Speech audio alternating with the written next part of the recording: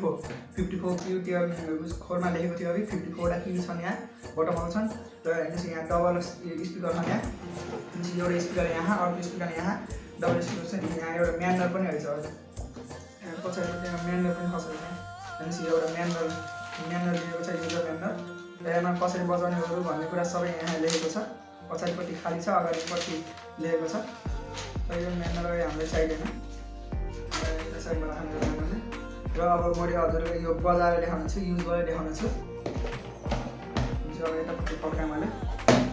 र अब मैले यसलाई एसी भोल्टमा 220 भोल्टमा कनेक्ट गर्न गएको छु यो तार पनि धेरै लामो हो मैले अब यहाँ कनेक्ट गर्नु गएँ र यसको कनेक्ट गर्न हेर्नुहोस् यहाँ एउटा DC 9 भोल्ट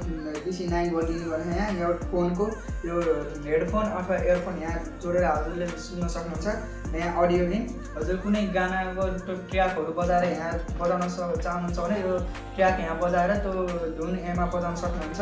र एमा यो माइकको पनि केबल रहेको छ यहाँ र अब यो चाहिँ यहाँ DC 9 भोल्टमा जोड्न गएँ मैले जोडेँ मैले अब मैले यहाँ पावर अन गरिदिनु है हेर्नुहोस् पावर अन गरेँ अब हेर्नुहोस् यहाँ मैले यो अन गर्नु हेर्नुहोस् यहाँ डिस्प्ले चल्यो यहाँ हेर्न सक्नुहुन्छ यहाँ डिस्प्ले अब मैले यो बजाउन गएँ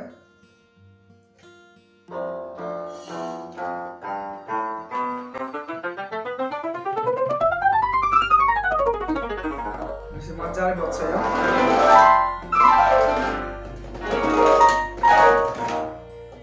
हजुरले यहाँ डेमो पनि गर्न सक्नुहुन्छ हजुरले यतापट्टि फर्काएर देखाइदिन्छु मैले हेर्नुहोस् यहाँ यो डेमो बी यस्तो सङ बज्छ त्यसो यहाँ एमा राम्रो एदेखि अर्को सङ बज्छ लेसन एमा पनि लेसन बीमा पनि त्यही सङ बज्छ होला सायद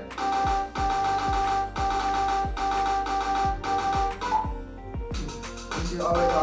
हजुरले यो बजाएर स्टप गर्नु भने हजुरले स्टपमा खिचेर यसमा क्लिक गरेर बजाउन सक्नुहुन्छ र यसमा हेर्नुहोस् सिङ्गर फिङ्गर यो सस्टेन अनि भाइब्रेट र इको पनि यहाँ यो सिलेक्ट गर्न सक्नुहुन्छ मोडहरू र हेर्नुहोस् यो माडर यो ड्रम्प्यार यो चाहिँ के थाहा भएन यो कुन चाहिँ छ यो पनि ड्रम्प्यार जस्तै होला यो चाहिँ यो तबला यो पनि त्यही तबला हो हेर्नुहोस्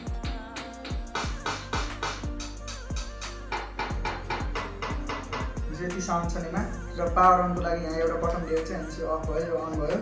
र हजुरले यहाँ धेरै चुज गर्न सक्नुहुन्छ हेर्नुहोस् यहाँ 8 नम्बरमा फ्लुट दिएको छ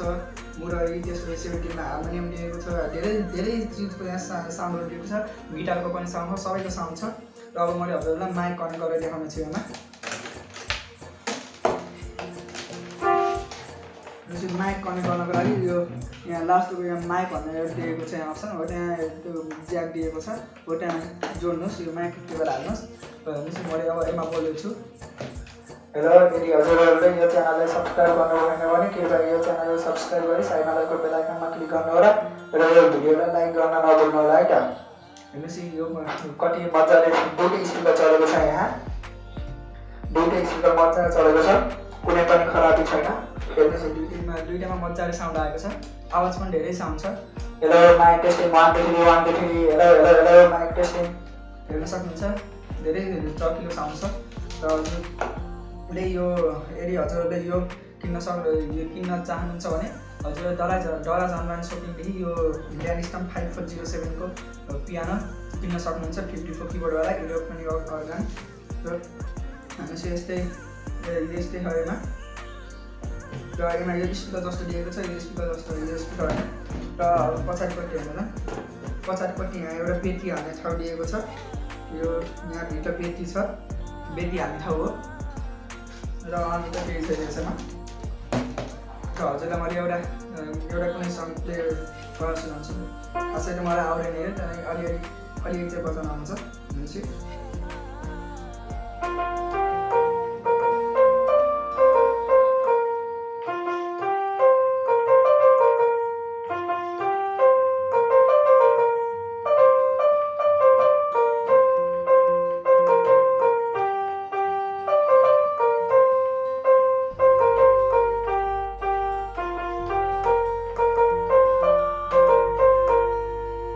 हजुरले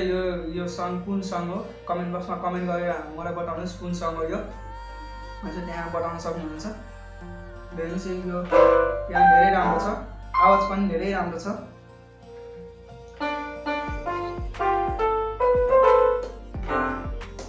र